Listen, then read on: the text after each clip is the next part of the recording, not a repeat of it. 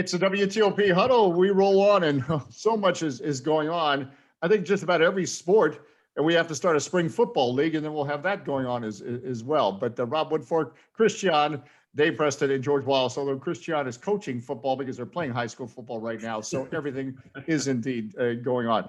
Nationals, a setback, a delay to their start of the season. I dealt with this with the Wizards, actually started the season, then had to shut down for a couple weeks.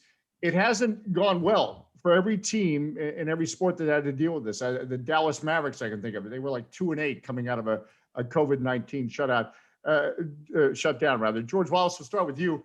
This Nationals team, Davey Martinez's aura and his ability to get players to go 1-0 every day is now being put to a new test.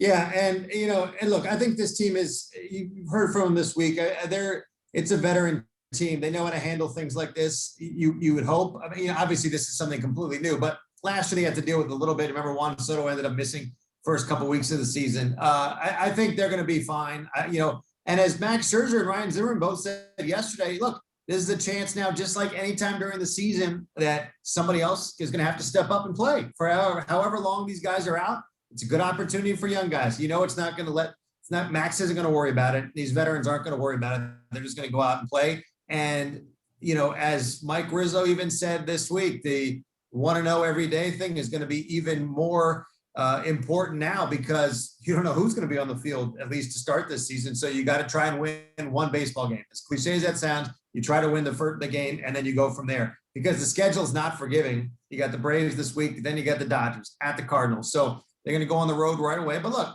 you got to play them at some point, right? So you have to get through this first stretch and weather the storm, so to speak, and hope that you're, around the 500 mark because teams in your division are already starting out hot. But the good thing is you get to play them all. So you might as well start and they're going to start. But, you play the game that day and you see if you can just get one win. I mean, that's just how you have to approach it.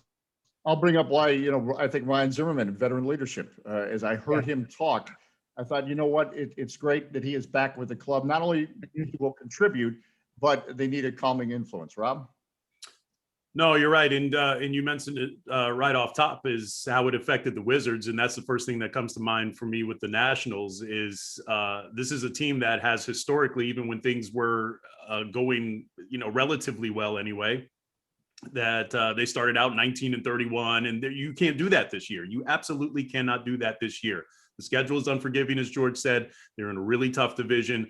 So, this feels a lot like they're going to be playing kind of catch up throughout the season and almost be in a situation like the Wizards are, who dealt with this similar situation where they're just trying to piece together a lineup that works and be able to tread water. And I think at the end of it all, I think the Nationals are going to end up being in sort of the same place that the Wizards are right now. And that is like right at the outside of the playoff picture, trying to play your way and trying to catch up to stay in the playoff picture, as opposed to, trying to solidify playoff position or even win a division title. So and look, real quick, we just got the note. See, this is why breaking news is great. We just got the roster update for the start of the season.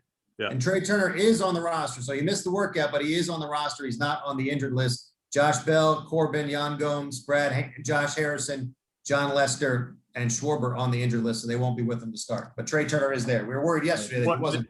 The thing that I'm worried about, though, is the catcher situation, because if you are putting out playing C and D options at catcher, and we've seen Max Scherzer in particular, and acknowledging fully again that this was recorded before, the Wednesday game or the Tuesday game, but the catching situation, we've seen Max Scherzer really kind of struggle sometimes. Well, not struggle, but just not be himself or not be an ace when there's a situation where there's a catcher that he's unfamiliar with or he's uncomfortable with. So, I'm real uncomfortable with the way this season is starting. And the fact that we're even talking about the season opener now. I mean, we talked about, we were previewing the season opener last week. Yeah. Here we are doing another episode and we still haven't gotten on the field yet. So that's a really unsettling start. And I don't know if they'll be able to recover. Dave Preston, you spent time in Florida with this bunch. I think cause for confidence, Alex Avila, if he is, Scherzer's catcher, he did catch Scherzer back when they were with Detroit. That was a long time ago, granted, but at least there's some familiarity. He did catch him at least for his very first start in spring training. I was down in Florida for that, and he said it was surreal. He felt that he was here, then he was, 8 years ago and the like. So at least they've got that going for them. It's going to be Luke Roy. Luke Roy. No, that's what I was going to say. I thought he was among the ones that didn't. Oh, that's right. Yes, practice. yes. Yeah. Yeah, he's out. So that is unfortunate. But eventually, Yeah, right. Yeah, eventually. we'll have him. I just mean Right. the early part of the season is what is going to be Right. troubling. Yeah.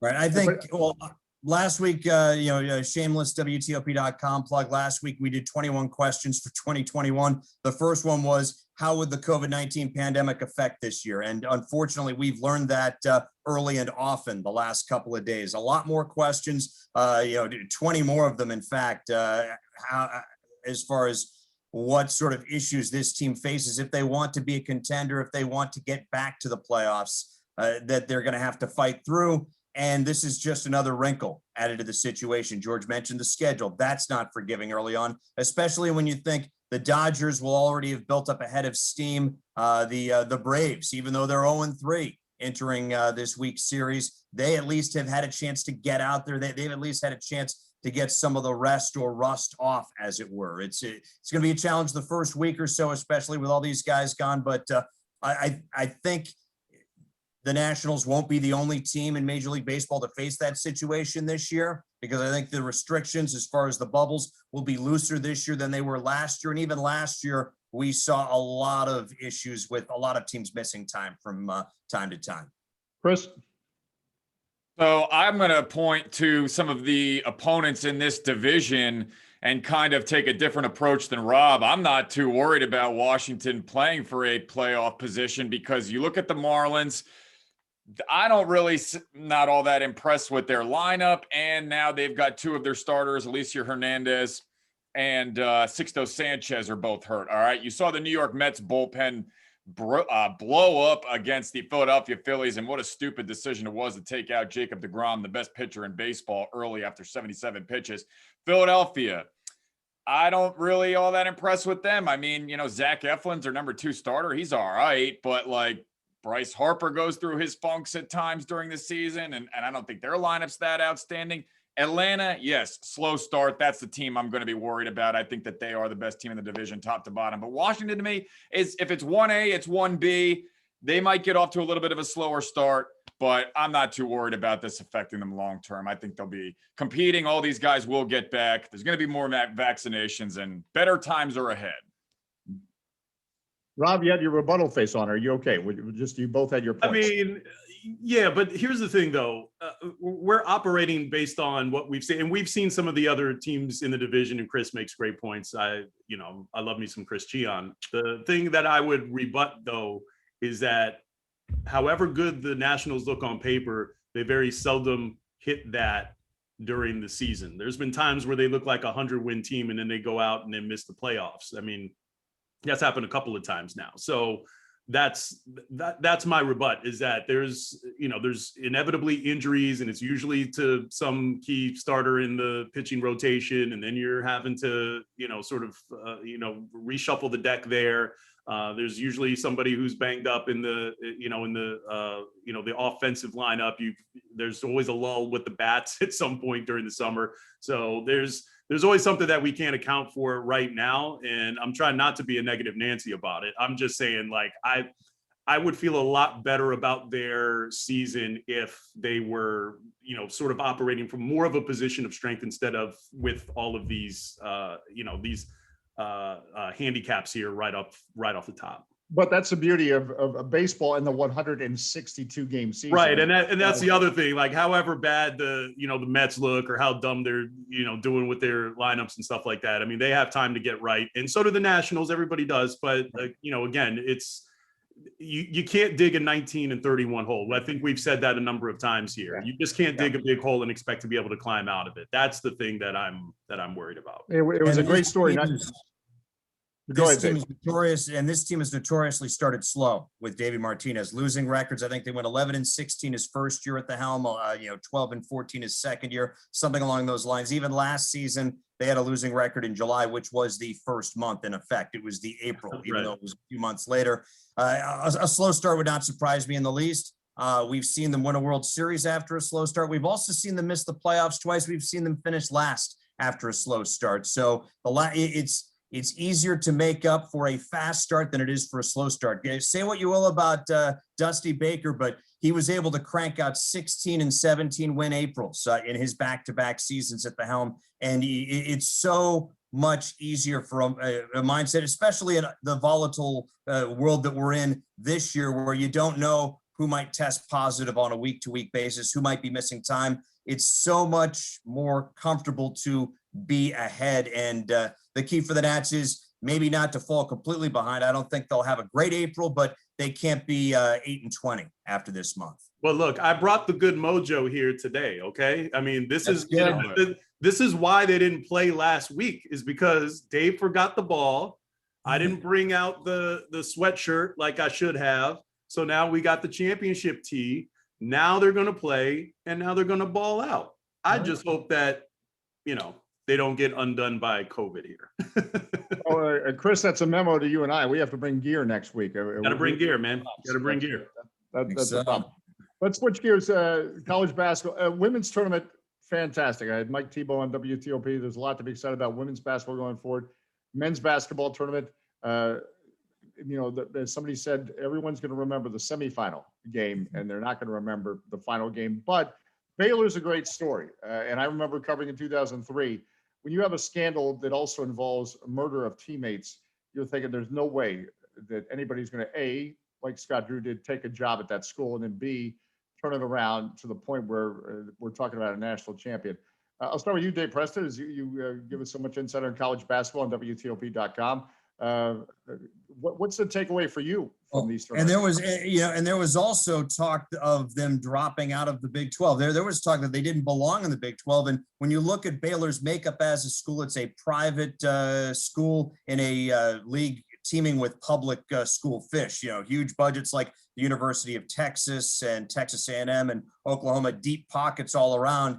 Baylor seemed to be an odd fit. Governor Ann Richards of Texas kind of forced their hand when they moved from the Southwest Conference to the Big 12. Just an incredible rebuild, though. I think like none other we've ever seen, because you mentioned murder of a player. There was talk of potentially even dropping this sport at one point in time, or giving them the death penalty back. And death penalty, we mean suspending the program for 2 years back in 03, 04. And there are so many jobs out there in men's college basketball, women's college basketball as well, that are career killers. That you see somebody take Iowa State, for instance. Somebody takes that job and you almost want to send them flowers or their family flowers. Illinois has been another job like that, where even though things have turned around under Brad Underwood, that job has seen guys go in, they buy the orange blazer, they get fired, and they have nowhere to wear the blazer anywhere. So incredible job by Scott Drew. You look at the big picture, though, this year, Baylor is a 21st century team, meaning they take a ton of threes. They led the nation in three-point shooting.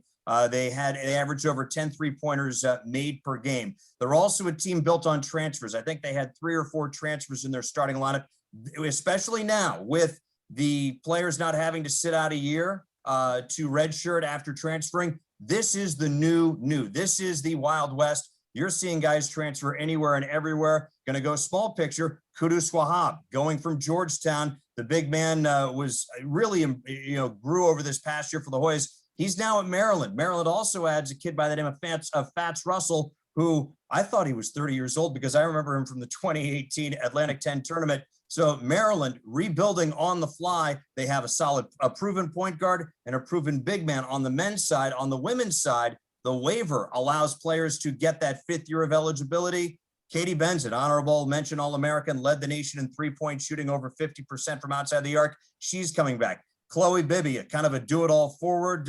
She's coming back. Their other seniors are coming back as well. Alasia Stiles, fantastic player off the Pine, is returning. And, it looks like both the Maryland men and the Maryland women have a chance to start off next fall, if not in the top 10, maybe in the top 5.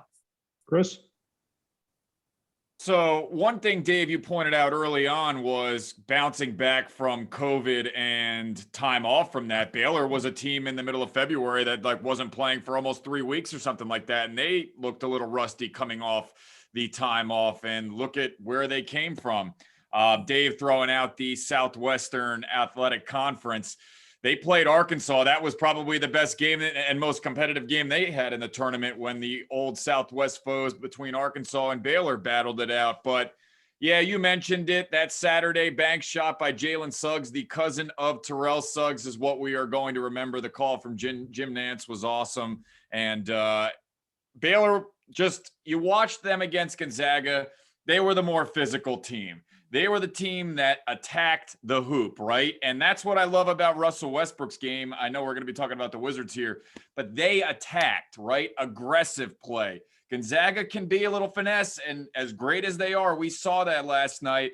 Whereas, you know what? If you've got some bruisers, no matter whether you play at the NBA or college level, and you can't really get down low without getting swatted or feeling the pressure, then you're not going to be able to beat a team like Baylor. And we saw them. They were the most complete team, shooting-wise, defense, you name it, and they deserve the title. And that's what makes the tournament great. It's a one game. It's a one game. I don't know what happens in a best of 7 between Gonzaga and Baylor, but it's a one game. Baylor was more ready last night or Monday night than Gonzaga. They ambushed Gonzaga, and it was game over. I think that Baylor was also ready, not just because, not maybe even from emotional carryover from Saturday, but playing in the Big 12. The Big 12, everybody was talking about the Big 10, myself included. I think I had 4 teams in my final top 10 from that conference, and it was the Big 12 that had the better teams as the tournament progressed. You have to tip your cap to what it was primarily, I guess, a football conference. By having the best teams. And I think Baylor, by playing that home and home with everyone inside the Big 12, that really steeled them for the tournament in a way that, Gonzaga had a fantastic year, but the West Coast Conference, outside of BYU and maybe 1 or 2 other schools, you don't have the week-by-week competition that readies you. Gonzaga was the best team for most of the season, but they didn't have necessarily the best tune-ups. And and as Chris said, Baylor was the more physical team. They had to be the more physical team playing in the Big 12. Gonzaga could get away with being the most skilled team, with being the most efficient team. Baylor was the most effective team throughout the course of their regular season, throughout the course of the tournament. I think they won their tournament games by an average of 15 points, if I'm not mistaken. And they were the better team Monday night. All right. Well, again, Rob, your takeaway. Baylor proved it. They can. First Texas, I don't think they even know they played basketball in Texas. First champion from Texas since Texas Western in 1966, and that was played at Coalfield House. Wow. Park. So Yeah. Can we get a champion again in D.C.? We had Georgetown. Can Maryland rise? What's your takeaway? First of all, I would love for basketball to return to what we saw last night in terms of being able to dominate the paint and all of that. That was the one thing that I liked about Loyola Chicago. And with all apologies to Sister Jean, the most incredible thing about it was you have a center who is down low, backing people down, shooting hook shots, snatching rebounds. That's what I miss. I miss that about basketball. But it's also showing, and this is happening, not to interrupt, but it's happening now in the NBA. You realize you can't just be a small ball team, or a lot of teams are realizing small ball, but you do have to have that hybrid. But as part of the thing last cyclical. night, And it's Baylor cyclical. 3 pointers cyclical. kept Gonzaga from getting back in. Right. And we could get to a point again where we go back to having 7-footers back guys up in the lane. And, basketball sports are cyclical, not just basketball. All sports are cyclical. So yeah, I would love to see basketball return to that. But from the local level, that was the thing that I was sort of looking at as I was watching this game, because quite frankly, your mind starts to wander because it's not a close game. So I was just like, who locally could be the next champion? And I think out of the teams of local interest, I think Maryland is probably the closest, because they are in a situation where they play in a conference. I know Michigan State and Michigan are tough draws, but I feel like they play in a conference that would allow them to advance and get a high enough seed. I feel like they've done pretty well in the recruiting. Chris doesn't feel so great about the coaching situation, but I think that you can get at least one good run.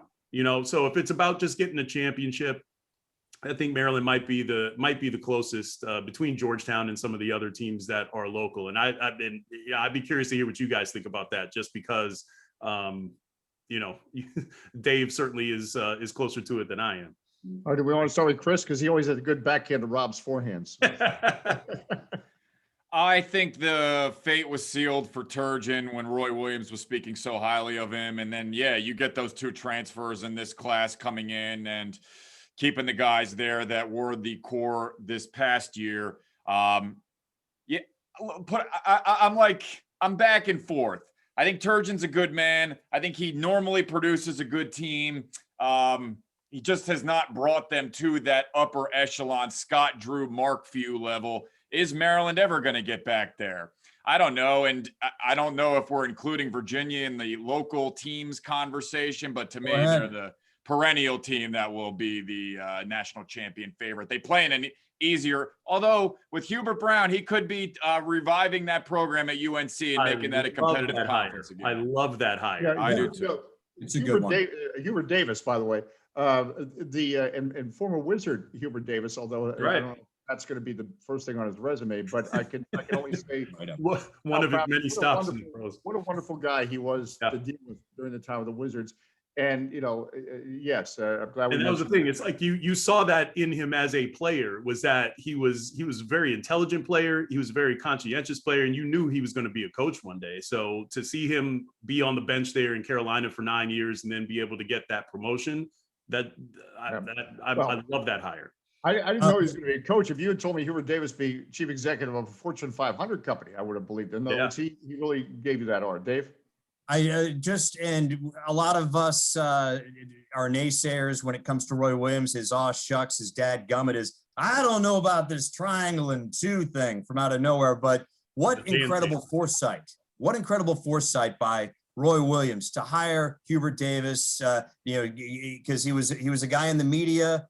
He very well could have said, you know what, I need guys with coaching experience, but for Williams to be able to see his future successor in Hubert Davis, I think he saw that when he made that hire. Good for him, and good for, because the University of North Carolina, they were the first team in the AC. They were one of the first teams in the ACC. Charlie Scott, I believe, was the first African-American player in what had been a segregated conference in the late 60s. Dean Smith was, famous for going into what was then a segregated, restaurant with an African-American way back when in the early 60s when it just wasn't done. And he did it, way back when. Good to see Roy Williams, make the next step, and good to have an African-American coach who's qualified to be things much bigger than a basketball coach. But Hubert Davis, great hire, and I hope he succeeds at UNC. Well, it's like Juwan Howard. It's about paying dues. Again, Juwan Howard was not given a free ticket or Patrick Ewing, closer to home. I mean, these guys paid a lot of dues coaching basketball. And I think the takeaway can be done is John Feinstein shared as we're having a conversation about Gonzaga beating UCLA, and we're talking about UCLA hanging with Gonzaga. 20 years ago, we didn't know how to say Gonzaga, and UCLA and all the titles, et cetera, et cetera. But we're talking about UCLA trying to hang with Gonzaga. So it can happen anywhere. It's the beauty of the game. And, we were talking about which local team has a chance to win, is maybe closest to a national championship. Chris is probably right with Virginia. Maryland, I think, has a chance to get to their first Final Four, though, since 2002. If the pieces that are put together fit and work together, we've seen super teams in the last decade. Diamond Stone had one great game against Penn State and then nothing else. Rashid Suleiman was sort of a patchwork guy who didn't work out. So I think that Mark Turgeon's, a little wiser. I think his staff is maybe a little bit better to handle a team. And I think maybe the pieces will be better for a potential 2022 run, but in a single elimination tournament, you never know. But I'm excited to see optimism all around in and around the Beltway. New situation at George Mason with their new head coach. Virginia's back. Virginia Tech looks good this upcoming season. GW is going to be better. And of course, Maryland and Georgetown are coming off of tournament berths on the men's side. And again, George Mason had the wonderful run with Jim Larinaga, and so yeah, it can happen. And coaches, and I think we also need to keep in mind that they're kids, or young men, however you want to describe them. It's not the pros as much as they're eventually going to be playing in front of 70,000 people, et cetera, and how these coaches can relate and connect to these kids. And that's why Tony Bennett, I'm his biggest fan, not just because I spent 45 minutes in a car ride to a restaurant with him, but you think about the incredible low when they lost to UMBC, and he takes them on a rafting trip. And it's more than just X's and O's. It is how you relate to these kids and motivate these kids. And Virginia did win a national title. So that's what makes college basketball great. I don't know if I would have seen a Baylor story happen. I know I didn't 10 years ago or 20 years ago, and look what we're talking about today. Anything else? Final seconds on the huddle. Do we have a Masters prediction? Anything else anybody wants to throw out? I'm taking Jordan Spieth. He's off to a nice start to 2021. Got the win on Sunday. I think he keeps it going. First and foremost, I'm just bummed that we're not doing the Tiger Woods or the field sort of picks here. So I'm taking Jordan Spieth. That's my initial pick anyway. Chris? Dave's got the hat on. I'm sorry. Yes. I'm bummed we're not doing birdies on the fives this year. But, then again, interesting thing about Jordan Spieth, he won this past weekend of the Valero Texas Open. I think only twice before has somebody won the Masters after winning the previous weekend. Phil Mickelson was one. Sandy Lyle was another. Two names I'm looking at, Brooks Koepka. He tied for second, tied for seventh in his last two finishes. He's won 4 other majors. And this is a guy who performs at his best on the big stage. Tony Finau is kind of my dark horse, tied for 5th in 2019. He's probably most famous for dislocating his ankle during the par 3 tournament 3 years ago, but then he came back to tied for 10th. He's 31 years old. He's a guy who's at the age where, he should be winning his first major. So those are the two names right there for me. Chris? So watching the Washington Wizards Monday night lose on what I thought was an offensive foul, what I saw that was encouraging is Raul Neto going right up to the scorer's table and arguing it, and needed to be held back by guys like Bradley Beal, who wasn't playing, and some of the assistant coaches, it looked like. I hope that they use that kind of as momentum moving forward here, as they need to make some sort of a push. Any chance that they want to have at the playoffs is on life support at the moment. They need to maybe use this as a spark plug, and they need Bradley Beal back as well. I mean, they had the lowest amount of points they had scored all season on Saturday night against Dallas, a game they were kind of really never in the second half.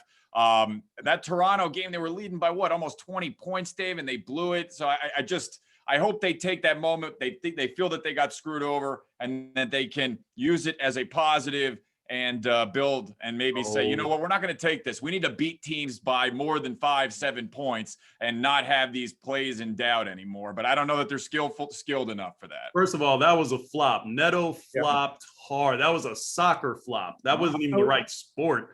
That's why he didn't get the call. But don't blow the 19-point lead. Don't let it come down to that. Let that be a desperation shot after you're already on the other side celebrating your win.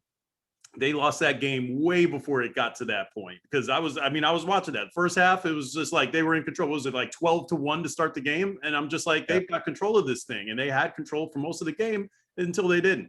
And then once they didn't, you were like, at no point was I like, the Wizards will, they'll come back or they'll hold on. No. They lost that way before that shot.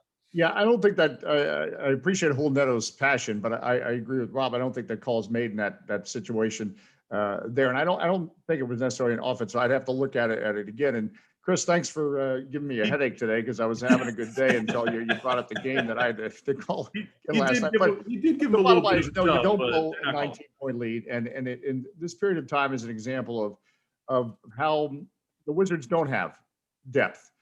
So you take 2 of their top 3 scorers out of lineup. I don't mean this as an excuse, but that's how fragile it is with this team. You don't have Bradley Beal's out. We start Neto who's not a shooting guard at the quote unquote shooting guard. You know, Russell Westbrook, incredible numbers, but also this is some of the, and I get back to a game last week where the Wizards were 5 of 19 from 3 and 6 of 19 from the free throw line. At some point, we get X's and O's till we're blue in the face. You got to make shots. And the Wizards, and they're missing open shots. And I don't have an explanation, you know, why, but that the team was in trouble when I forget how many minutes into the fourth quarter, they only scored 9 points. And, you know, you can't, a lesson, and then they've learned this lesson the hard way. In basketball, you beat the other team. You don't beat the clock. And so it's not about, okay, we can only score 9 points and get out of here with a win in the fourth quarter. This is a serious situation the Wizards are in. There's no way to sugarcoat it anymore because losses to the Raptors, that's a team in front of them. That's one more tiebreaker they lose. That's the second loss of Raptors this year. Those losses, and I remember thinking it in early January, late December, the losses to the Bulls. These are teams in front of them in the standings. So they only have to get into that play-in spot, the 10th spot, but they don't have the tiebreaker with those teams. That's why it's a huge game against Orlando on Wednesday. And so now I'm going to enter therapy as we close the WTOP huddle. But Chris, thanks for. By the way, Xander Schauffele, I'm going to go with him. For the Okay, Masters. like that. Even though I don't get a Masters hat like Dave has. For Rob Woodfork, Chris Cichon, George Wallace, who's covering the Nationals, and Dave Preston, who is a man of many hats. This has been the WTOP huddle. Break. Break.